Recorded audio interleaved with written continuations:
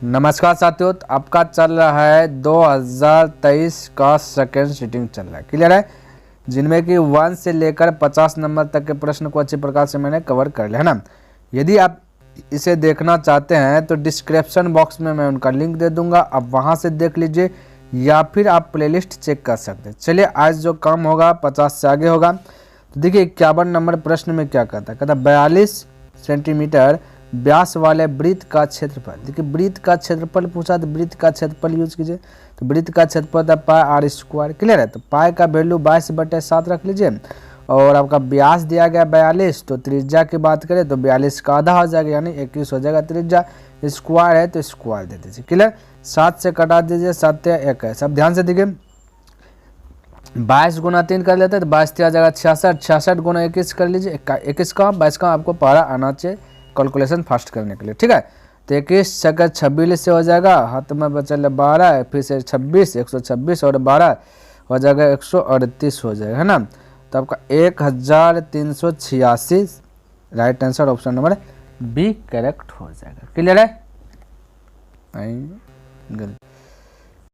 चलिए आगे देखिए प्रश्न आपका 52 नंबर है, कहता है दो वृत्तों की त्रिज्याओं का रेशियो दिया गया है ना और क्षेत्रफलों का अनुपात, ये आप जो है VVI में रख लीजिए, क्लियर है, इस बार एग्जाम हॉल में आएगा, है ना। तो जब आपका त्रिज्या दिया रहे, जैसे त्रिज्या देगा ना 4:3 और आपसे पूछे क्षेत्रफल, क्षेत्रफल हमेशा स्क्वायर में होता है, क्लियर है। तो बस आपको कुछ नहीं करना है, इसको इस क्षेत्रफल बना दीजिए, स्क्वायर कर दीजिए। तो 4 का स्क्वायर 16 हो गया, 3 का स्क्वायर 9 हो गया, यानी कि 16:9। तो right answer option number C correct हो जाएगा 52 का, क्लियर। चलिए अगला प्रश्न की बात कर लेता हूं। तो देखिए कहते यदि एक वृत्त का क्षेत्रफल और परिधि संख्यात्मक रूप से जो है कि रूप में बराबर है तो वृत्त का व्यास होगा। ध्यान में रखना वृत्त का व्यास पूछा गया, यहाँ पे थोड़ा सा फॉलो करना क्योंकि बहुत सारे स्टूडेंट त्रिज्या निकाल के आंसर मार देगा, है ना। तो आपका कहता है क्षेत्रफल, तो वृत्त का क्षेत्रफल होता है वृत्त का क्षेत्रफल होता है पाई आर स्क्वायर और परिधि की बात करें तो 2 पाई आर होता है, क्लियर। ये दोनों आपस में बोला बैलेंस है तो बैलेंस कर दिया, क्लियर। तो पाई से पाई कट गया, इसमें 2 गो आर है ना और यहाँ पे 1 आर है, तो 1 आर से 1 आर कट गया। तो मैं कह सकता हूँ आर इक्वल 2। अब देखिए यहाँ पे बहुत सारे स्टूडेंट 2 मार देगा, ऑप्शन नंबर 1 करेक्ट कर देगा, लेकिन ये गलत ना है। क्यों भाई, क्योंकि हमने अभी तुरंत जस्ट बताया कि व्यास सबसे पूछा, तो व्यास जब भी होता है त्रिज्या का 2 गुना होता है, तो इसको 2 से गुना कर दे 4 हो जाएगा, तो ये हो गया व्यास यानी डी हो गया 4। तो right answer option number C correct हो जाएगा, क्लियर। चलिए अगला प्रश्न की बात कर लेता हूँ। तो यहाँ पे देखिए 54 नंबर कहता कि tan 30 degree into sine 30 degree into ये जो सेक, देखिए पे सेक SAC होगा यहाँ पे, ठीक है। तो ये थोड़ा सा आपको ध्यान में रखना, तो ये आपका दिया गया, तो इसका वैल्यू ज्ञात करना है। चलिए मैं वैल्यू ही बताऊँगा। चलिए तो सबसे पहले आपको tan 30 डिग्री वैल्यू क्या होता है, इसको रखिए यहाँ पे 1/√3 होता है, तो 1/√3 लिखा इंटू साइन 30 डिग्री वैल्यू 1/2 तो 1/2। सेक देखिए 60 डिग्री का वैल्यू क्या होता है भाई, सेक 60 डिग्री वैल्यू होता है 2, क्लियर है। क्या होता है 2 होता है, तब इसको कटाए 2 गया तो बचा 1/√3। तो राइट आंसर की बात करें तो ऑप्शन नंबर ए करेक्ट हो जाएगा, 54 का ए हो गया, क्लियर। चलिए अगला प्रश्न की बात कर लेता हूँ। तो देखिए 55 नंबर कहता है कि आर त्रिज्या तथा कोण जो है कि थीटा वाले त्रिज्यखंड के संगत चाप की लंबाई। देखिए ये देखिए आपका एक फार्मूला है ना, तो इसको भी आप VVI में रख लीजिए। ये आप जो भी है फार्मूला है, चाप की लंबाई जब भी पूछे तो आपको फार्मूला का यूज करना है, तो मैं यहाँ पे लिख देता हूँ, है ना। तो चाप की लंबाई यानी कि परिधि, तो परिधि होता है 2 पाई आर, ध्यान में रखना 2 पाई, और यहाँ पे थीटा की बात कर दिया, त्रिज्यखंड है तो बस आपको कुछ नहीं करना, यहाँ θ/360 यूज कर लीजिए, क्लियर। अब θ/360 2 पाई, ऑप्शन नंबर देखिए बी आपका मैच कर रहा है, तो 55 का राइट आंसर की बात करूँ तो बी हो जाएगा, क्लियर। तो ये आपका फॉर्मूला है किसका भाई, ये चाप की लंबाई का फॉर्मूला है। जब त्रिज्यखंड दिया रहे चाप की लंबाई का फॉर्मूला याद कर लीजिए। यहीं पे अगर क्षेत्रफल पूछ देता तो पाई आर स्क्वायर यहाँ पर कर देते, ठीक है। बाकी बात ये जो θ/360 दोनों सेम रहता है, ध्यान में रखना। तो आपको ये लर्न कर लेना है ना। आगे देखिए ये तो मैंने बताइए दिया था VVI है, ये फिक्स है कि आपका एग्जाम हॉल में आइए करेगा, इसमें तो कोई त्रुटि वाली बात है नहीं, है ना। तो चलिए कहता है कि चतुर्थांश बताइए, -2 और 5 का चतुर्थांश, और हमने आपको बताया था इस प्रकार से डायग्राम बना करके बहुत विस्तार तरीके से बता दिया, है ना। तो हमने बताया था ये पहला चतुर्थांश है जिनमें से प्लस प्लस रहेगा, पहले y वाला, पहले x वाला, है ना, पहले x गया तो x प्लस ही साइड में रहता है, फिर y वाला तो प्लस प्लस हो गया। में माइनस प्लस खोजना, ये सेकेंड घर है, सेकेंड घर में एक्स पहले यूज करेंगे तो माइनस हो जाएगा, और वाई वाला घर क्या है, प्लस है, तो माइनस प्लस आ गया यानी कि द्वितीय। तो राइट आंसर की बात करूँ तो ऑप्शन नंबर बी करेक्ट हो जाएगा। क्लियर है। चलिए अगला प्रश्न की बात कर लेता हूँ। तो यहाँ पे देखिए ये भी आपके लिए VVI ध्यान में रखना, इसको भी आप देखिए थोड़ा सा इजी प्रश्न है और इम्पोर्टेंट है, तो आपको माइंड में सेट रखना चाहिए ये सब प्रश्न। क्लियर। तो कहता है वाई एक्स से बिंदु इतना की दूरी। अब ध्यान से देखिए भाई, वाई एक्स से पूछा तो एक्स वाला आंसर बताना, ये तो हमने पहले बताया। तो ये है आपका x3, वाई है 4, तो एक्स वाला बताना तो 3 राइट आंसर हो जाएगा ना। तो राइट आंसर की बात करूँ तो ऑप्शन नंबर ए हो जाएगा, 57 का ए हो गया। क्लियर। चलिए अगला प्रश्न की बात कर लेता हूँ। तो 58 नंबर का था मूल बिंदु से इतना लिख दो। देखिए ये भी आपके लिए VVI है, देखिए ये भी आपके लिए VVI है। जितना बता रहा हूँ उसको अच्छी प्रकार से लर्न कर लीजिए, एग्जाम हॉल में यही सब कैटेगरी का प्रश्न आएगा। अगर इजी की बात करें तो इजी वाला प्रश्न में ये सब आ जाएगा, है ना। और एक होता है हार्ड प्रश्न, तो उसका भी चर्चा करूँगा, है ना, उसका एक वीडियो ही अलग से बना दूंगा। चलिए देखिए यहाँ पे, तो मूल बिंदु से बोला दूरी, तो मूल बिंदु का फॉर्मूला याद रखना चाहिए, क्योंकि ये भी आपको याद रहना चाहिए, इसका फॉर्मूला भी मूल बिंदु का। तो मूल बिंदु का सूत्र कहता है x² प्लस y², ये भी आपका फॉर्मूला भी पूछता है, ठीक है, ध्यान में रखना। और मूल बिंदु भी पूछ देगा, तो मूल बिंदु जब पूछे तो 0 0 आंसर मारना। देखिए यहाँ से 3 कैटेगरी का प्रश्न निकल रहा है, तो एक कैटेगरी का पूछेगा, अगर सिर्फ मूल बिंदु पूछे तो 0 0, मूल बिंदु का फॉर्मूला पूछे तो ये वाला फॉर्मूला। अब मूल बिंदु आपको दिया रहे तो बस ये फॉर्मूला पर आपको अटैक कर देना। क्लियर है। तो ये ध्यान में रखना ये सारा चीज़। अब ध्यान से देखिए, इसको यूज करता हूँ। तो x का वैल्यू -4 है ना, तो कह सकता हूँ -4 का स्क्वायर कर लेता तो 16 हो जाएगा, प्लस y का स्थान पे -6 है, -6 का स्क्वायर कर दीजिएगा 36, क्योंकि माइनस है स्क्वायर रहने के कारण जो कि वो प्लस में कर देता। क्लियर। अभी दोनों को जोड़ लीजिए तो 6 6 12 के 2 3 1 4 1 52 हुआ। 52 को मैं कह सकता हूँ कि 4 × 13 है ना, कह सकता हूँ 4 का बार 2 आ जाएगा, रूट के अंदर से रहेगा 3 13 है ना, तो 2√13, तो 2√13 ऑप्शन नंबर जो है कि आपका ए करेक्ट हो जाएगा। क्लियर। चलिए अगला प्रश्न की बात कर लेता हूँ। तो 59 नंबर प्रश्न देखिए क्या कहता है, कहता बिंदु इतना और इतना के बीच के। देखिए ये अभी आपके लिए मोस्ट इंपॉर्टेंट है, ये भाई आपके लिए सब्जेक्टिव में भी काम आने वाला है। सब्जेक्टिव में भी एक कैटेगरी का प्रश्न पूछा जाता है और ऑब्जेक्टिव में, तो ये प्रश्न तो आपके जो है कि निगाह से ओझल होना ही नहीं है, इसको हमेशा माइंड में सेट रखना है। बीच की दूरी, तो बीच की दूरी का फॉर्मूला हालांकि मैंने बताया, यहाँ भी लिख देता हूँ कि बीच की दूरी का फॉर्मूला आता है रूट अंदर है ना x2 - x1 का स्क्वायर प्लस y2 - y1 का स्क्वायर। देखिए एग्जाम हॉल में यदि गलती से उल्टा पुल्टा भी सूत्र हो जाए तो आपका राइट ही आंसर आएगा। क्यों भाई, क्योंकि स्क्वायर के कारण वो जो कि सब चीज़ जो कि परफेक्ट कर देता है। आगे देखिए यहाँ पे, अब इसका फॉर्मूला यूज करता हूँ। तो x2 की बदले पहला घर में x1 और y1, दूसरा का घर में x2 और ये y2, क्योंकि हमने बोला दूसरा का घर में तो 2, पहला घर तो 1 है ना। चलिए अब यहाँ पे डायरेक्ट मैं पुट कर देता हूँ, ठीक है। तो x2 की बात करूँ तो -3 है, तो यहाँ -3 लिखा। -x1 की बात करूँ तो x1 आपका भाई आपका 4 है, तो 4 यहाँ पे लिख लिया, फिर स्क्वायर, तो स्क्वायर दे दिया प्लस। तो y2 की बात करूँ तो यहाँ पे ठीक है 2 है, तो 2 लिख लिया, -y1 की बात करूँ तो 5 है, तो 5 लिख लिया। क्लियर। स्क्वायर तो स्क्वायर। अब मैं कह सकता हूँ -3 - 4 तो -7 का स्क्वायर तो प्लस में कर देगा 49। क्लियर है। और 5 में 2 गया तो बचा 3 -3, अब -3 का स्क्वायर कीजिएगा तो हो जाएगा 9, प्लस कर देगा क्योंकि स्क्वायर है ना। अब 49 और 9 को जोड़िए तो 50 8 58 हो जाएगा, कितना जगह 58 हो जाएगा। तो देखिए राइट आंसर यही आ गया। क्लियर है। तो ये आपका ऑप्शन नंबर बी करेक्ट हो जाएगा, 59 का बी हो जाएगा। ठीक है। चलिए अगला प्रश्न की बात कर लेता हूँ। तो यदि कहता कि इतना इतना को मिलाने वाले रेखाखंड का मध्य बिंदु का निध, भाई अब मध्य बिंदु भी आपके लिए VVI है, ध्यान में रखना, ये भी VVI ही है। ठीक है। तो इसको भी माइंड में सेट रखना, मध्य बिंदु। क्लियर है। ये इतना सा बात सेट रखना, मध्य बिंदु। देखिए मध्य बिंदु का फॉर्मूलाज की बात कर लेता हो तो फॉर्मूलाज कहता है x1 + x2/2 और y बराबर y1 + y2/2। देखिए यहीं पे अगर यहाँ पे मध्य बिंदु के स्थान पे केंद्रक पूछ देता, ठीक है, तो केंद्रक पूछता है तो एक घर बढ़ा देता, बस यहाँ पे x1 x2 है तो एक और हो जाता है x3 और नीचे में हो जाएगा 3, इधर y3 हो जाएगा प्लस y3, नीचे में हो जाएगा 3, तो केंद्रक बन जाएगा टेप। ठीक है। इन मध्य बिंदु पूछा तो ये वाला यूज करना। ठीक। चलिए अब देखिए यूज कीजिए। तो पहला x1 है -3 और x2 है आपका 7, तो -3 और +7/2 x में है ना। y में भी बात करूँ तो y1 की बात करूँ तो 4 है और y2 की बात करूँ तो 8 है, तो 4 + 8/2। अब यहाँ पे -3 में 7 गया तो 4 बचा, 4/2 बचा, x बराबर है ना। और इधर बात करूँ तो हो गया 12/2, तो ये 2 से भाग दीजिए तो 2000 x का वैल्यू y का वैल्यू 6 हो जाएगा। 2,6 देख लीजिए, ऑप्शन नंबर बी आपका करेक्ट हो जाएगा 60 का। क्लियर है। चलिए देखिए 61 नंबर प्रश्न क्या दिया, कहता है दो शंकुओं के आयतनों का अनुपात दिया गया इतना है ना, उनकी आधार की त्रिज्याओं का रेशियो ये है, तो उसकी उदाग्र ऊंचाइयों का अनुपात क्या है। देखिए सबसे पहले मैं बेसिक बनाता हूँ, उसके बाद ट्रिक से दिखाऊंगा ना। तो आयतन, शंकु का आयतन की बात करें तो 1/3 पाई और आर स्क्वायर एच होता है। 2 गो है रेशियो 1/3 पाई और यहाँ पे दूसरा आ जाएगा आर स्क्वायर एच हो जाएगा दूसरा। क्लियर है। और 1/3 कैंसिल हो जाएगा, पाई पाई भी कैंसिल है, बचा आर स्क्वायर एच और आर स्क्वायर एच। ठीक है, इसको भिन्न में लिख सकता हूँ। यहाँ पे देखिए आपका आयतन दे दिया गया था 4:5, तो ये बराबर हो जाएगा 4/5 कर दीजिए, भिन्न में लिख दीजिए। तो यहाँ 4/5 इसको भी लिख दूंगा। ये आर का वैल्यू कितना है भाई, आर का वैल्यू यहाँ पे देखिए अनुपात दिया 2 है। ठीक है, तो 2 का स्क्वायर आ जाएगा 4, 2 का स्क्वायर कर लिख लिया। ठीक है, और एच तो एच है, इसको भिन्न में यानी नीचे में लिख लीजिए। तो आर स्क्वायर यहाँ पे कहता है 3 है। ठीक है, तो 3 का स्क्वायर हो जाएगा 9। चलिए यहाँ पे लिख लेता हूँ 9 इंटू बड़ी एच तो बड़ी एच।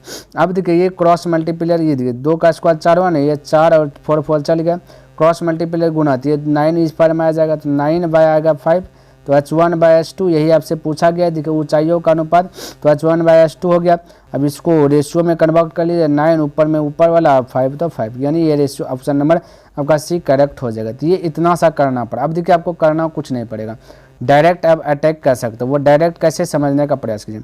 आपको तो पता चल गया शंकु का आयतन में जो त्रिज्या होता है ये स्क्वायर में होता है, और ये जो त्रिज्या दिया गया इसको स्क्वायर में नहीं दिया गया, तो आपको दोनों को बैलेंस कर लेना। तो ये 4 5 है। ठीक है, 4 5 लिख लिया, ये आपका स्क्वायर में है ना, त्रिज्या इसका स्क्वायर में है और इसका त्रिज्या जो कि स्क्वायर में नहीं है, तो आपको बैलेंस कर लेना है।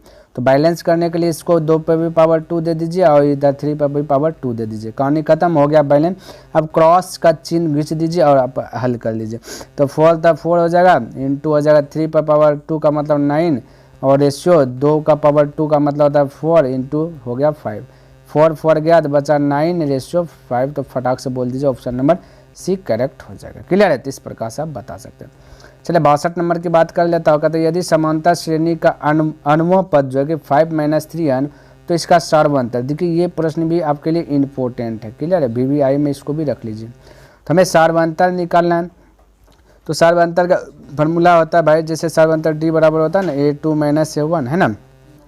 तो A2, तो A जो 2 है ना, 2 आपका n का वैल्यू है, 1 भी आपका n का वैल्यू है, तो n के स्थान पे एक बार 1 रख देता हूँ। ठीक है, तो 5 - 3, यहाँ पे n है 3n है ना, तो n के स्थान पे 1 रख देता हूँ। तो 5 में से 3 गया तो बचा 2, तो A1 का वैल्यू आ गया 2 है ना। उसी प्रकार से A2 की बात करूँ तो A2 निकाल लेना है, तभी तो D निकलेगा। A2 बराबर, तो यानी n के स्थान पे क्या रख दूंगा, 2 रख दूंगा।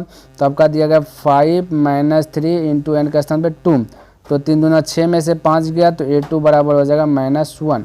अब फार्मूला लगाना D बराबर, तो A2 - A1 होता है ना। तो A2 की बात करूँ तो -1, अब -A1 की बात करूँ तो 2 आ गया, तो ये दोनों ऐड हो जाएगा, तो हो जाएगा -3। तो right answer option number B correct हो जाएगा, 62 का बी।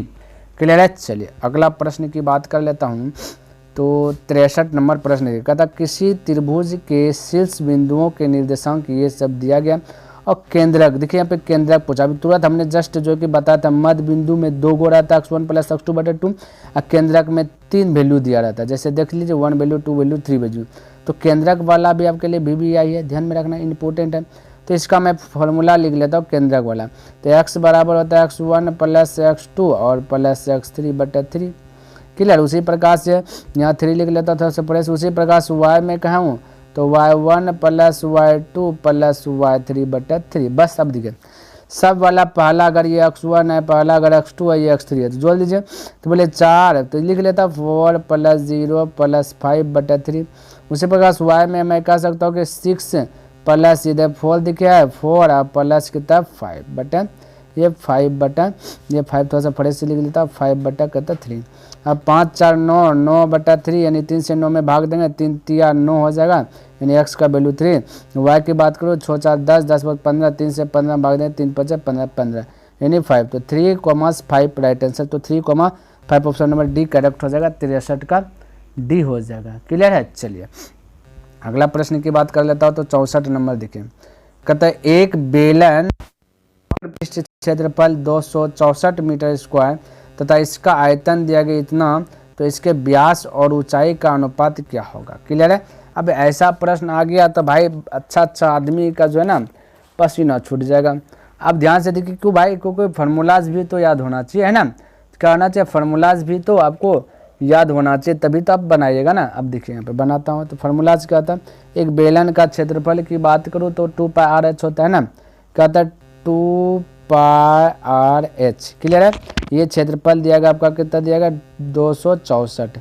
चलिए हल कर लेता हूँ। 2 पाई का वैल्यू देखिए 2 तो 2, पाई का वैल्यू 22/7, आर तो आर लिख लेता हूँ भाई, लिख लेता हूँ आर हो गया, आर का वैल्यू दिया गया क्या भाई देख लेता हूँ। चलिए ये कुछ नहीं दिया गया, आर एच हो गया, स्क्वायर दे दिया, ये दे दिया 264, क्लियर है। अब इधर से कटाता हूँ तो 22 से कटाता हूँ, 22 से 22 का 22 बचा 4 44, तो 22 दूना 44 है ना। 2 से कटा दूंगा, 2 से कटा दूंगा 6 हो जाएगा, है ना। तो यहाँ पे हम बोलूँ कि आर एच बराबर की बात करूँ तो 7 गुना 6 हो जाएगा तो 42 हो जाएगा। आर एच की वैल्यू कितना हो जाएगा 42, क्लियर है। अब आपको क्या करना है, बेलन का आयतन भी दिया गया, तो बेलन का आयतन की बात करूँ तो बेलन का आयतन का फॉर्मूला था πr²h, है ना, πr²h। अब पाई का वैल्यू होता है 22/7 r²h, है ना। तो आर तो दिया गया नहीं, ठीक है, आर तो दिया गया नहीं, तो लिख लेता r²h। यहाँ दिखे दिया से डायरेक्ट मैं निकाल सकता हूँ कि यहाँ पे 2 आर है ना, तो आर एच का वैल्यू निकल गया 42। तो यदि मैं यहाँ पे लिख दूँ कि आर एच का वैल्यू, एक आर को रहने देता, बचेगा यहाँ पे आर एच का वैल्यू लिख देता 42, ठीक है। तो यहाँ पे आ गया, क्लियर। इसको आप समीकरण फर्स्ट मान लीजिए ना। और बैलेंस में आपका आयतन दिया गया कितना, ये भी बेलन का आयतन हो गया, और आयतन दिया गया प्रश्न में 924, ठीक है। अब इसको हल करता हूँ तो कह सकता हूँ कि 22 से इसको कटाइए तो कटवे करेगा, तो 22 चौके 88 हो जाएगा, बचेगा 4, 22 दूना 44, और ये 42 से ये भी 42 कट जाएगा, और आपका सिर्फ आर बराबर बचेगा, क्योंकि यहाँ पे एक आर बचा हुआ, आर बराबर बचेगा 7 सिर्फ, ठीक है। और हमें निकालना व्यास और ऊंचाई का रेशियो, तो आर निकल गया। अब एच भी निकाल लेता हूँ, तो यहाँ पे जो आपका समीकरण जिसको फर्स्ट एज्यूम किया है ना, ये वाला जो फर्स्ट एज्यूम किया है, तो जहाँ पर आर है वहाँ पर रख दीजिए 7। तो मैं कह सकता हूँ कि फर्स्ट वाला को थोड़ा सा लिख लेता हूँ, चलिए कलर चेंज करना पड़ेगा ना। तो आर एच बराबर 42 है, तो आर के स्थान पर 7 × एच बराबर 42 दे दूंगा, तो ये 7 से कट जाएगा, 7 6 के 42, 6 बार में, तो ऊंचाई 6 आ गया, और त्रिज्या है 7, है ना, त्रिज्या है 7, इसको डबल कर देंगे तो व्यास हो जाएगा, तो 7 दूना 14 हो जाएगा व्यास। आप सब पूछे व्यास और ऊंचाई का अनुपात, तो ऊंचाई हो गया आपका कितना भाई 6 हो गया। अब इसको कटाइए तो 7 हो जाएगा, 3 हो जाएगा, तो यहाँ पे आपका राइट आंसर आएगा 7:3, ऑप्शन नंबर डी करेक्ट हो जाएगा, क्लियर है। चलिए तो इस प्रकार से आप जो हल कर सकते हैं। अगला प्रश्न की बात करूँ तो 65 नंबर प्रश्न देखिए क्या कहता है। कहता है यदि बिंदु इतना और इतना और इतना से बने त्रिभुज का केंद्रक मूल बिंदु हो तो AQ + BQ + CQ, जो कि ये भाई सिलेबस से बाहर है ना, तो इसका पूछ देगा वैल्यू। अब ध्यान से देखिए, एक बात आप फोकस कीजिए, मैं आपको डायरेक्ट आंसर बताता हूँ कि मूल बिंदु जो होता है ना 0 होता है, क्या होता है 0। अगर किसी का वैल्यू 0 हो जाए भाई, है ना, 0 अगर आ जाए तो AQ + BQ + CQ का बात करूँ तो इसका फार्मूला हो जाता है 3ABC, क्या हो जाता है 3ABC होता है, ठीक है। तो जब मूल बिंदु 0 रहे तब AQ + BQ + CQ का फार्मूला आ जाएगा 3ABC, ध्यान में रखना। इस पर ज़्यादा बस करूँगा ज़्यादा लंबा चल जाएगा, बस इतना ध्यान में रखना। जब मूल बिंदु की बात करें तो वो 0 होगा, जब 0 हुआ तो समझ लीजिए AQ + BQ + CQ बराबर फार्मूला की बात करूँ तो 3ABC होता है ना। चलिए आगे पढ़िएगा तो ऑटोमेटिक आप ये जान जाइएगा, है ना। चलिए बस अभी इतने सारा नेता हो। आगे देखिए 66 नंबर कहता कि यदि किसी त्रिभुज के शीर्षों के निर्देशांक दिया गया ये चीज़ और त्रिभुज का क्षेत्रफल पूछा। देखिए यहाँ पे मैं आपको 2 तरीका बताऊंगा, एक तरीका बताऊंगा बेसिक मेथड बताऊंगा, एक तरीका बताऊंगा जो कि जल्दीबाजी में कैसे बना दीजिए, देखते ही आंसर बना दीजिए। अब भाई त्रिभुज का क्षेत्रफल जिस बंदे को याद है तो वो तो बना लिया, जिसको याद नहीं वो कैसे बनाएगा वो बाद में बताता हूँ। पहले मैं इसको हल करके बताता हूँ। 1/2 त्रिभुज का क्षेत्रफल लिख रहा x1 × y2 plus y2 minus होगा ना y2 minus y3 plus x2 फिर y3 माइनस y1 हो जाएगा y1 प्लस x3 और y1 माइनस y2। ये हमने बताया था अच्छी प्रकार से कैसे आता है, सारा ट्रिक वाइज ट्रिक मैंने दिया था। क्लियर है। चलिए यहाँ पे ध्यान से देखता हूँ।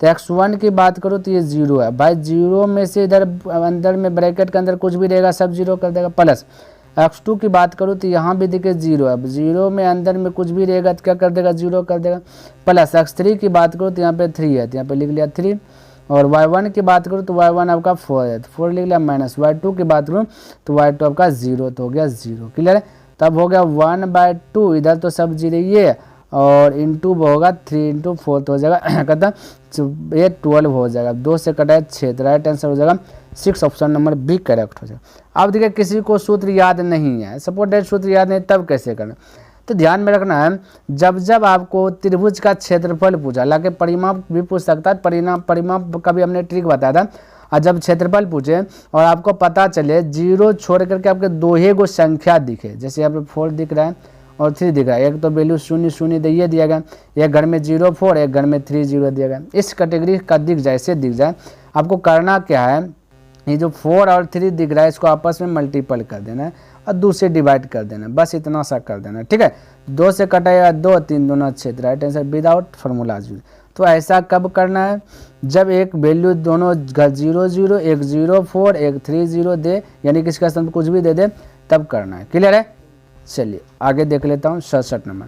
कहता है कि 2 समरूप त्रिभुजों के भुजाओं का अनुपात दिया गया 4:9 है, तो इसके क्षेत्रफलों का अनुपात। देखिए भाई भुजा दिया गया 4:9, पूछा क्षेत्रफल, हमने आपको क्या बताया क्षेत्रफल होता है स्क्वायर में, कहता है स्क्वायर में होता है, क्षेत्रफल होता है स्क्वायर में, ये दिया गया आपका भुजा, तो क्षेत्रफल तो स्क्वायर में होता है तो इसको भी स्क्वायर कर दीजिए तो हो गया क्षेत्रफल, तो 16:81 हो जाएगा। तो राइट आंसर की बात करूँ तो ऑप्शन नंबर डी करेक्ट हो जाएगा, 67 का डी हो जाएगा। क्लियर है।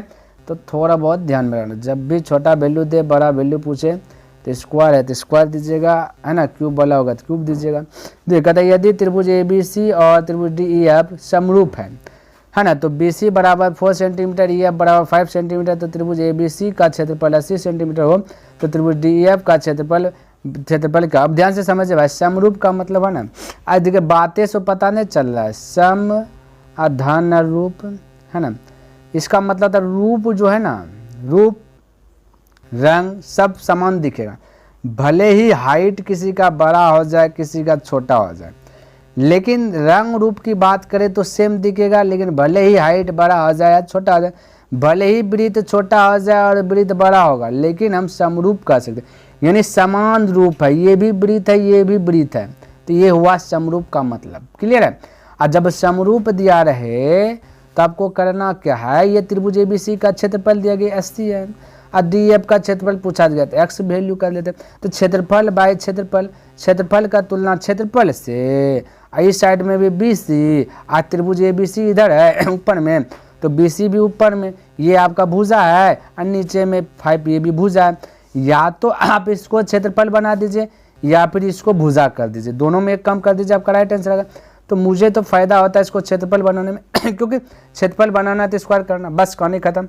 अब 4 का स्क्वायर 16, 4 का स्क्वायर कहता है 16, 16 85 और हो गया 5, और यहाँ 5 का स्क्वायर देखिए थोड़ा सा एक स्टेप में बढ़ाता, हो सकता है आप थोड़ा सा कंफ्यूज हो जाए, तो हो जाए 80/x बराबर 16/25, 5 का स्क्वायर 25, 4 का स्क्वायर 16 और 16 5 80 हो जाएगा। अब 25 गुना 5 कर लीजिएगा, ठीक है, तो 25 गुना 5 कीजिएगा तो हो जाएगा, कहता है x बराबर हो जाएगा 125। तो राइट आंसर की बात करूँ तो ऑप्शन नंबर आपका बी करेक्ट हो जाएगा। बोलिए किसी को दिक्कत है, कोई डाउट, कोई कंफ्यूज, कोई डाउट नहीं होना चाहिए और कोई कंफ्यूज वाली बात भी नहीं होना चाहिए। ठीक है, चलिए आगे बढ़ूँ। देखो 69 नंबर प्रश्न क्या दिया गया, कहता कि यदि किसी वृत्त है ना, वृत्त की त्रिज्या देगा 4 सेंटीमीटर हो तो वृत्त का क्षेत्रफल होगा। चलिए वृत्त का क्षेत्रफल था पाई आर स्क्वायर, तो पाई का वैल्यू 22/7 आर स्क्वायर, आर का वैल्यू दिया 14 गुना 14, कहानी खत्म। 7 से कटा है 2 बार में है ना, अब 22 दूना 44 और 44 गुना कर दीजिए 14 है ना, 14 चौके 56 करिए 6, 14 चौके 56 56, अब 5 हो जाएगा 61, 616, यानी कि right answer option number C correct हो जाएगा, 69 का सी हो जाएगा। क्लियर। चलिए अगला प्रश्न की बात कर लेता हूँ 70 नंबर। देखिए कहते यदि किसी वृत्त की त्रिज्या 14 सेंटीमीटर तो वृत्त का परिधि, चलिए वृत्त का परिधि 2 पाई आर, पाई का वैल्यू 22/7, आर का वैल्यू दिया है 14। क्लियर है। अब 22 ये 7 से कटा 7 दूना 14, 2 दूना 4, अब 22 चौक होता है 88, तो 88 से में यानी कि ऑप्शन नंबर बी करेक्ट हो जाएगा, 70 का बी। क्लियर है। चलिए अगला प्रश्न की बात कर लेता हूँ तो 71 नंबर देखिए, कहता है एक वृत्त की परिधि है ना और त्रिज्या का योग 51 है, तो वृत्त की त्रिज्या होगी। देखिए यहाँ पे बहुत सारे स्टूडेंट जो है इसमें कंफ्यूज में पड़ सकता है, ठीक है, क्योंकि उसके सामने ये प्रश्न नया लगेगा क्योंकि वो पढ़ा ही नहीं है, एनसीईआरटी बुक में ऐसा तो है ही नहीं है। लेकिन यहाँ ध्यान से देखिए, जो कहा रहा है बात से तो आप स्पष्ट हैं कि वृत्त की परिधि, तो वृत्त की परिधि क्या होता है, बोलेगा सर जी 2 पार, बिल्कुल आपने राइट बोला। और त्रिज्या, वृत्त की परिधि और त्रिज्या, त्रिज्या है ना, त्रिज्या को बोल सकते आर, क्लियर है, इसका योग देगा 51, तो बोल दिए 51, कोई दिक्कत, कोई दिक्कत नहीं, तो बोला वृत्त की त्रिज्या होगी, तो बस वृत्त की त्रिज्या होगा भाई, जो आर आर है ना, तो कॉमन ले लेता हूँ एक आर है ना, तो बचेगा अंदर में बचेगा 2, अब पाए का वैल्यू तोल देता हूँ 22/7 प्लस 1 बचेगा इक्वल 51, क्लियर है। अब आर तो आ रहा 22 दूना 44, इसके नीचे तो 1 हो जाएगा, तो मैं कह सकता हूँ 7 का 7 और 44 हो जाएगा 51/7, जब एलसीएम लीजिएगा तो ये आएगा, अब बराबर 51 है, 51 गया तो 7 गुना इधर 1 कीजिएगा तो आर का वैल्यू आ जाएगा 7, तो राइट आंसर की बात करूँ 7, ऑप्शन नंबर ए। देखिए इस कैटेगरी का प्रश्न दिया गया था और फटाक से बहुत इजी वे में क्या कर ले, हल कर ले, है ना। चलिए भाई, अगर आपको पसंद आ रहा है तो कम से कम लाइक तो बनता है ना। चलिए देखिए 72 नंबर, कहता है 8 सेंटीमीटर त्रिज्या के गोले को पिघलाकर एक 32 सेंटीमीटर ऊंचाई के शंकु के रूप में लाया जाता है, तो शंकु के आधार के त्रिज्या, शंकु का त्रिज्या पूछा। सबसे पहली बात, जब भी किसी चीज को पिघलाता है तो इसका मतलब आयतन उसका है ना, ठीक है, तो शंकु गोले का आयतन बराबर शंकु का आयतन कर दीजिए, राइट आंसर आ जाएगा।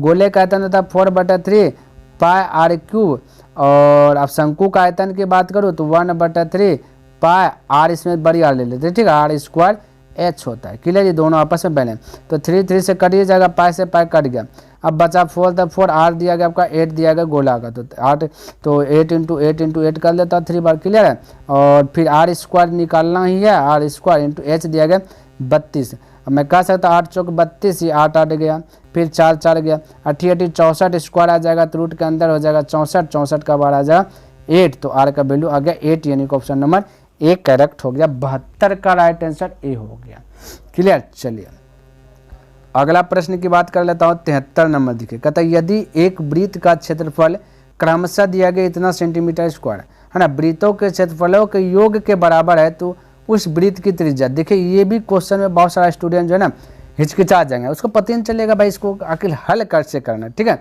तो देखिए मैं बतलाता इसको आखिर हल कैसे करना। तो कहता है कि एक वृत्त का क्षेत्रफल इतना दिया गया और एक दिया गया वृत्त का क्षेत्रफल क्रमशः 3 सेंटीमीटर और 4 सेंटीमीटर त्रिज्या वाले वृत्तों के क्षेत्रफलों का योग दिया गया है ना, बराबर है, तो उस वृत्त की त्रिज्या क्या होगी। बिल्कुल आपको चिंता करना नहीं है, क्षेत्रफलों का आपका दिया गया है, देखिए क्षेत्रफलों का योग दिया गया, तो सबसे पहली बात है एक वृत्त का क्षेत्रफल होगा पाई बड़ी आर स्क्वायर देता था, ठीक है, पाई आर स्क्वायर था, और यहाँ पे 2 वृत्त का क्षेत्रफल की त्रिज्या दिया गया, तो दोनों वृत्त के त्रिज्याओं का योग का दिया गया, भाई क्या दिया गया, योग, योग मतलब जोड़ना है ना, तो पाई एक होता है आर, दूसरे का आर बदल के लिए R1 स्क्वायर, फिर होगा पाई और R2 स्क्वायर, ये बोला 2 वृत्त के क्षेत्रफलों का, जो 2 वृत्त के क्षेत्रफलों का योग जो है तीसरा वृत्त के क्षेत्रफल के बराबर है, सिंपल सा जवाब यही कह रहा है कि 2 वृत्त के क्षेत्रफलों का योग बराबर तीसरे वृत्त के क्षेत्रफलों का योग, कहानी खत्म, यही बोल रहा है।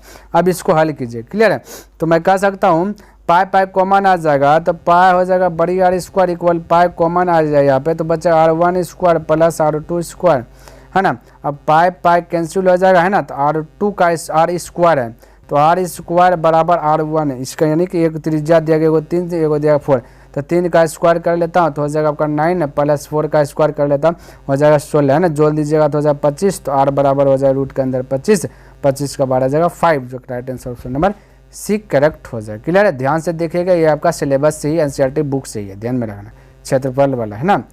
चलिए अगला प्रश्न की बात कर लेता हूँ, तो 74 नंबर प्रश्न देखिए क्या कहता है, समझिए, कहता है एक समबाहु त्रिभुज ABC की एक भुजा ए हो तो उसका क्षेत्र, भाई ये आपका जो है ना ये आपका सूत्र है समबाहु त्रिभुज का क्षेत्रफल, लेकिन ये सब्जेक्टिव में आपको ये क्षेत्रफल पर आधारित एक प्रश्न देगा, सिद्ध करने के लिए दे देगा, ध्यान में रखना। तो समबाहु त्रिभुज का क्षेत्रफल √3/4 इंटू भुजा स्क्वायर, तो ऑप्शन नंबर बी आपका 74 का बी हो जाएगा करेक्ट, क्लियर है। चलिए अगला प्रश्न की बात कर लेता हूँ, तो 75 नंबर प्रश्न देखिए, कहता है ABC एक समद्विबाहु है ना, समद्विबाहु त्रिभुज है जिसमें कोण सी 90 डिग्री है तो ए सी बराबर 6 सेंटीमीटर, तो ए बी का भी। ठीक है, समद्विबाहु त्रिभुज का मतलब क्या हो ना, तो दो भुजा समान होगा। क्लियर, दो भुजा समान होगा, एक भुजा समान नहीं होगा। तो मैं कह सकता हूँ कि ए सी बी इस प्रकार से, सी दिया गया 90 डिग्री, 90 डिग्री हो, जितना पावर ए को है उतना पावर बी को है, तो आपको ए से सी दे दिया गया भाई 6, तो बी से सी भी होगा 6। हमें निकालना ए से बी यानी कर्ण निकालना। कर्ण निकालने के लिए फार्मूला क्या आता है, रूट अंदर एल ए है ना, कर्ण निकालना है। तो कह सकते हैं दोनों का स्क्वायर कीजिए, तो 6 का स्क्वायर, यहाँ देखिए दोनों का स्क्वायर 6 का स्क्वायर प्लस है ना इसका भी स्क्वायर, दोनों का वर्गों का योग कर दीजिए और टोपी बना दीजिए, कर्ण निकाले। तो 36 और 36 72 जगह, 72 को मैं कह सकता हूँ कि 36 गुना 2, 36 का बाद 6 और 2 सरेगा अंदर में 6√2, यानी कि right answer option number B correct हो गया। क्लियर है। चलिए भाई, हमने जो एक टारगेट रखा हूँ कि डेलीज बाय डेलीज 25 प्रश्न है ना, तो मैंने कंप्लीट कर लिया ना, तो आप भी कंप्लीट कर लीजिएगा अच्छी प्रकार से है ना। ये जो 2023 का चल जो रहा है, ये सेकेंड सीटिंग चल रहा है, लास्ट कदार पे है ना। तो अगर पसंद आया तो इस वीडियो को लाइक कर दे, और अभी तक सब्सक्राइब नहीं किया तो इस चैनल को सब्सक्राइब भी कर दे, और हो सके तो अपने दोस्तों के साथ भी इसे शेयर कर दे। तो मैं नेक्स्ट दिन मिलूंगा इनसे आगे लेकर के, तब तक के लिए धन्यवाद। जय हिंद, जय भारत।